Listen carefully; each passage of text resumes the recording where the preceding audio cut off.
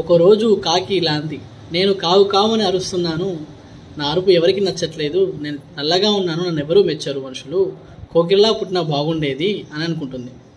ఆ మాటలు విన్న కోకిల, కనీసం నువ్వైనా బాగున్నావు, నేను ఇంకా నల్లగా ఉన్నాను, గొంతొకటి బాగున్నాను తప్పించి కనీసం నా గుడ్లు కూడా నేనే పొదుకోలేని దురదృష్టవంతురాల్ని, నాదేముంది, రామచిలకను చూడు ఎంత అందంగా ఉంది, చిలకగా పుట్టినా బాగుండు అని అనుకుంటుంది.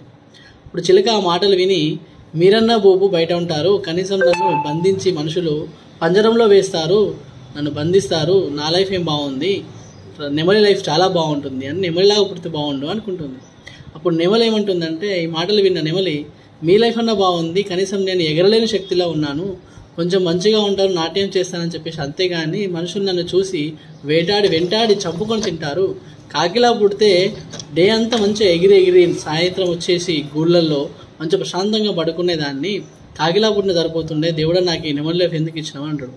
అప్పుడు కాకి ఆలోచించి, ఆహా నా లైఫే బాగుందా అని చెప్పేసి కాకి ఫీల్ అవుతుంది. సో ఇక్కడ కూడా ప్రతి ఒక్క లైఫ్ ఎదుటి వాళ్ళని చూసి మనము వాళ్ళ ఉంటే బాగుండు, వీళ్ళ ఉంటేనే బాగుండు అనుకుంటాం, కానీ ప్రతి మనిషిలో కష్టాలు సుఖాలు ఉంటాయి. అందుకే దేవుడిచ్చిన మన లైఫ్ని మనం ప్రశాంతంగా బతుకుదాం, ప్రశాంతంగా జీవిద్దాం. దేని గురించి చింకడ అవసరం లేదు, ఎవరి గురించి ఆలోచించాల్సిన అవసరం లేదు, వేరే వాళ్ళ లైఫ్ గురించి అసలే ఆలోచించొద్దు.